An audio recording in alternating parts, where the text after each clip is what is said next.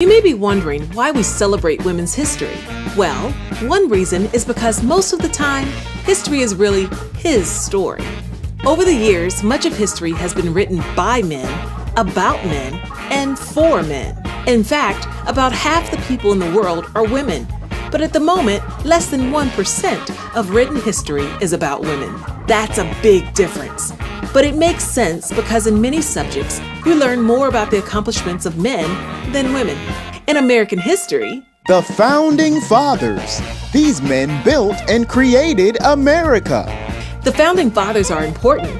But what about the Founding Mothers, who also helped create and build America? Inventors? The Wright brothers. These men invented the first successful airplane. Yes, but what about the great inventions made by women? Civil rights?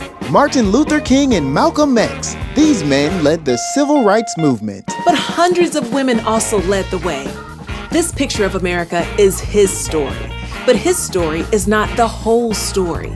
For every history-making man, there is at least one history-making woman. That's why it's important to also learn her story. In March of 1982, America celebrated the first Women's History Week, which later became Women's History Month, a time to celebrate the amazing things women have done and continue to do in America. Learning about and celebrating these women all year long helps us to see the whole story of history. It shows girls and boys that women are just as strong, smart, and brave as men. It also reminds us, once we add her story to his story, together we can learn our story. Have a great day. Bye. The most disrespected person in America is the black woman. The most unprotected person in America is the black woman. The most neglected person in America is the black woman.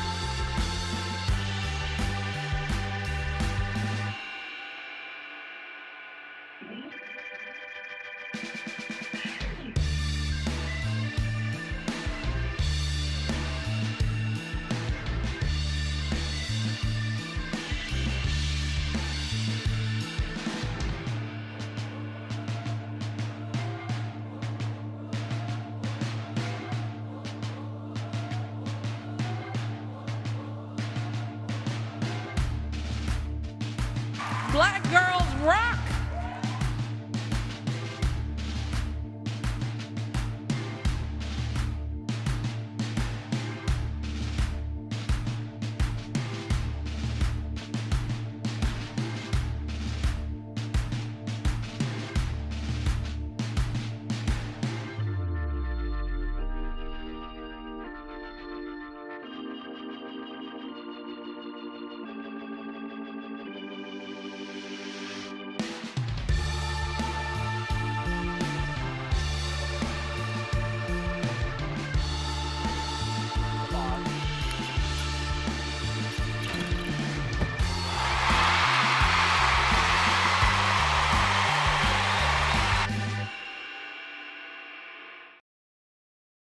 Eleanor Roosevelt, who shaped the Universal Declaration on Human Rights, once said, "Without equality, there can be no democracy."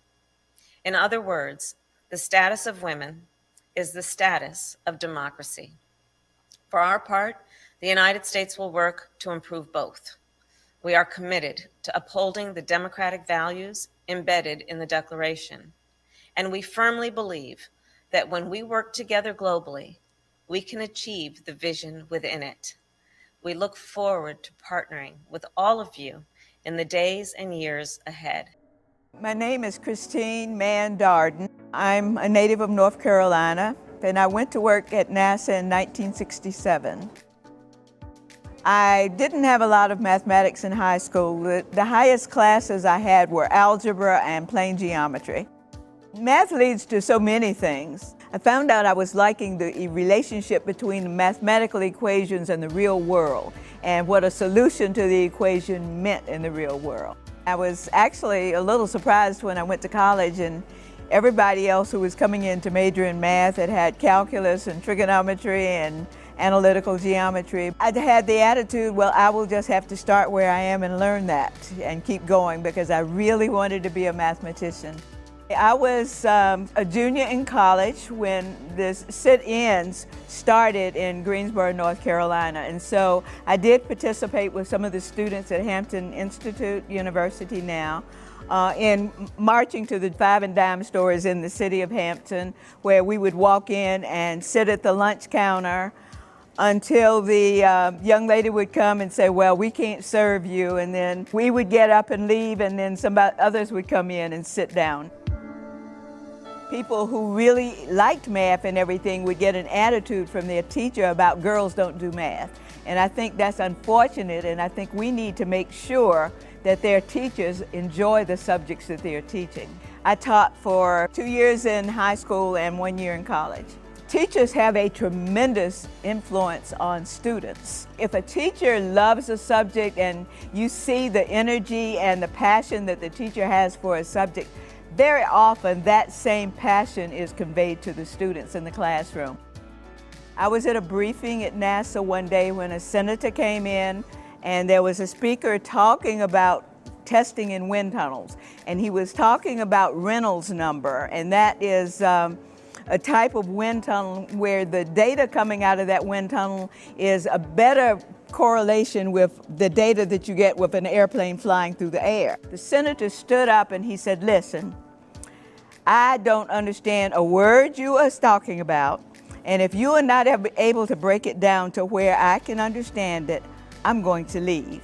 And he sat back down, and the speaker was not able to change his presentation on the spot or to go back and maybe compare it with something that he would understand. And in 4 or 5 minutes, the senator did get up and leave. It is great when you can compare or make an analogy of something with what you're explaining, such that maybe people can understand what it is you are talking about at a different level. It was really at Virginia State, I think, that where I got the fellowship to do research in aerosol physics, which was the light scattering of non-spherical particles. That paid for me to get a master's degree, and it put me back in the aerospace world to make me realize how much I really enjoyed that and the capabilities of what the aerospace people do. That was probably a very big step in leading me to an aerospace. I'm Johanna Hayes, and I am the representative-elect from Connecticut 5. I am the 2016 National Teacher of the Year and an educator. When I was on the campaign trail, a lot of my skills as a teacher came into play, and it really wasn't as much about the conversation surrounding education as people think, but it was about those skills of collaborating and working with different people and explaining ideals and critical thinking and all of those basic skill sets that are used for effective leadership. We saw around the country so many teachers walking out, going on strike. And as an educator, I know that that is the hardest decision a teacher ever has to make. And we saw that happening time and time again, where people are just concerned about the narrative surrounding our profession, about decisions that are being made in relation to our profession, with no teachers at the table, with no educators as part of the conversation. I think that Secretary DeVos, one of the things I am, a little disappointed about is that it seems like many of the decisions are made in isolation. And in my mind, I'm thinking, I think I know what you're trying to do, but by the time it gets to me, I need for you to understand what that looks like for kids. I need for you to understand how that will disproportionately impact the children in my communities. My campaign from beginning to end was less than 6 months from the moment I decided till the election. And I spent most of that time trying to assure myself that I was qualified to do this, that I had a voice, I had something to say. And what I realized every time I got in a situation or had to speak, I realized this is what we do every day. This is what teachers do, just in the geography is different, but we solve problems every day. We bring people together every day. We collaborate, we communicate, we evaluate the information and come up with solutions. And I think we have to give ourselves permission to do that outside of the classroom. And there is no blueprint for this.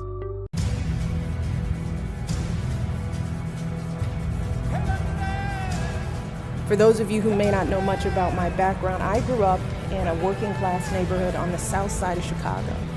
We lived in a really small apartment.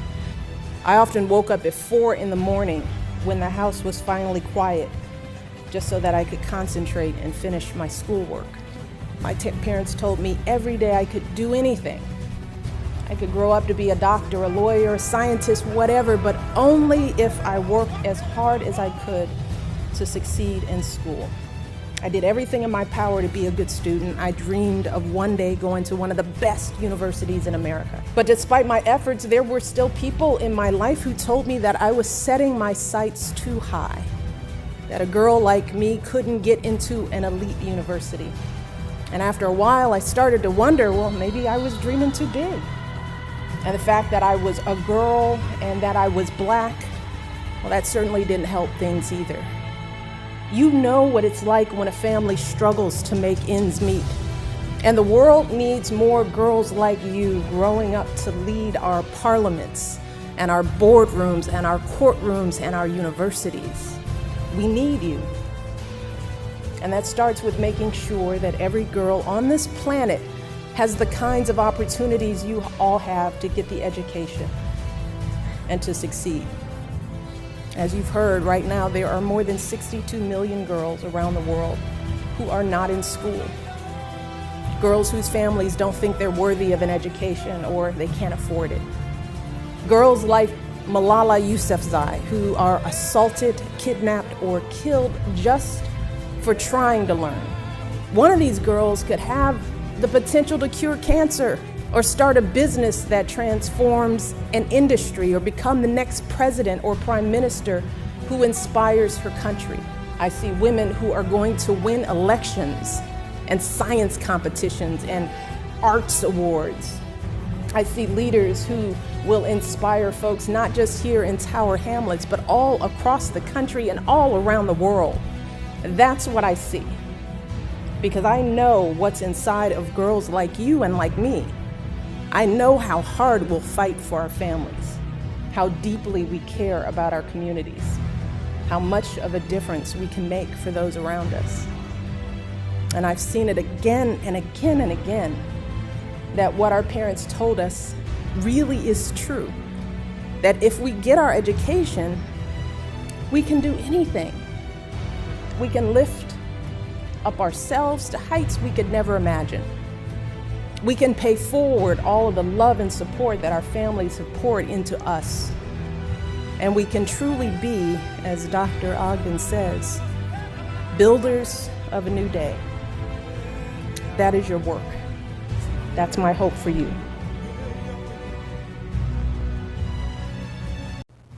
My journey to the episcopacy, the first female bishop in the African Methodist Episcopal Zion Church. What an honor. It seems like I always knew that I was going to be a bishop. I remember when I was a senior in high school, my buddies and I, we were gathered at the department store where I worked. And we were all talking about what we were going to do in life. And I remember saying I was going to be the first female bishop for my denomination. This was senior in high school. Upon graduation, went to school, and after college became a senior buyer for the department store that I had worked for since I was able to work. Worked for 10 years. Even though I had stated I was going to become the first female bishop, I eluded my answer to my calling because I wanted to be a normal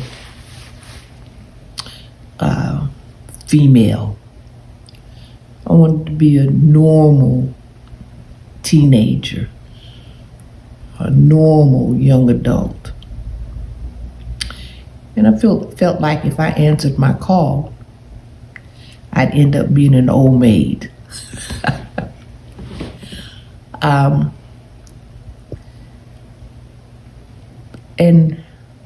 after becoming a buyer, and I enjoyed it, I loved it, traveling and spending money, big dollars. I enjoyed it. Ran from my calling for about 10 years. And then after a while, the Lord got tired of getting a busy signal, and I became gravely ill. And I remember bargaining with God. I heard the doctors tell my mother that if they didn't find out where the blood was coming from, because I was bleeding on the inside, internally. And I was so weak, my eyelids were too heavy for me to open up. And the doctors and my mother thought I was asleep. But I heard the doctors say to my mother, unless we can find out where that blood is coming from, she'll be gone before morning. I remember my mother saying to them, you do what you can do, and I'll talk to the doctor of doctors. That doctor thought that she was talking about a specialist, which she was. They had no indication that she was talking about God. My mother was a praying woman, so she left to go pray. And I laid in the bed, Presbyterian Hospital in Charlotte, North Carolina. And I bargained with God. I told him, Lord, please forgive me for not answering and doing what you wanted me to do. But if you let me live, I'll do it. If you choose not to let me live, please forgive me and receive me into your kingdom. To make a long story short, buzzers started buzzing, bells started ringing, nurses started coming in, and I thought that I was getting ready to make my getaway to the great beyond. But that was only the beginning of them finding out where the blood was coming from.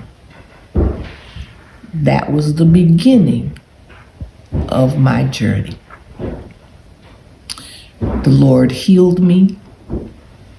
He lifted me off of that deathbed, and I kept my promise. I answered my call, and I knew that I had to begin. After answering my call, I knew there was a burning inside of me I truly wanted to be the first female bishop for my denomination. And so, upon answering my call, I silently began my campaign. I had a goal. I set my goal, and I worked toward that goal. I would say to women, set your goals and don't let anything turn you around. At the time I answered my call, I didn't have very many role models, female role models. And I had to become my own role model. I had to set the pace for me, for myself. And I chose to be a female. I chose to be a female preacher. I didn't want to act like the males. I wanted to be a female. I wanted to be a lady. I wanted to be a model for those who would come behind me. The Lord chose to send women in my life to help shape and mold me and to put their hands on me, touch me and guide me, keep me focused. And throughout all of the campaigning, and I must tell you that it was difficult, but I was not deterred because I knew that the Lord had laid his hands on me and had made promises to me, and I had made promises to him. I was determined to keep my promise, and I knew he was going to keep his. So I worked. I worked against the sexism, which is still very prevalent. I worked against the stereotypical, narcissistic, whatever you want to call it, shortcomings, insecurities of the males. I stayed firm to what I believed and held on to the promises that God made to me and held on to the promise that I made to him, that I would fulfill that promise. The Lord was with me. He is with me, and I expect him to stay with me. Continuing to make a long story short, I was elected first female bishop in the AME Zion Church, July of 2008. Just a little after midnight. And oh, what a time that was. My journey since then has been a wonderful journey. It's had its ups, it's had its downs. I've had challenges to face, but I'm always up for a good challenge. As old people used to say, nobody ever promised me the road would be easy. And as long as you live on this side of the Jordan, you can't expect the road to be easy. For as long as there's a Satan, it's going to be rough and tough. But you hold on to God's unchanging hand. Trust in his promises, that he'll keep his promise. Believe in yourself to keep the promises that you have and will make to him. I'm thankful to God for choosing me I'm especially thankful for him using me. And I'm delighted. I'm humbled that I am the first female to be elected in Zion. But I'm grateful that I have women, young girls, looking up to me. Young girls wanting to follow in my footsteps. I'm thankful and I'm humbled that I'm able to leave footsteps that can be followed. And that's what drives me day by day. That's what helps me keep my nose clean. That there are young girls, young women who are following after me, who are walking in my footsteps. I'm thankful to where I am, and my desire is to continue to walk upright. My desire is to live a life that will be a model for those who will come behind me. As God uses me, I thank him and I praise him for what he's done. And I always want to hold on to, I made him a promise, and I want to keep it. He made me promise. He's kept it. Thanks be to the Most High God.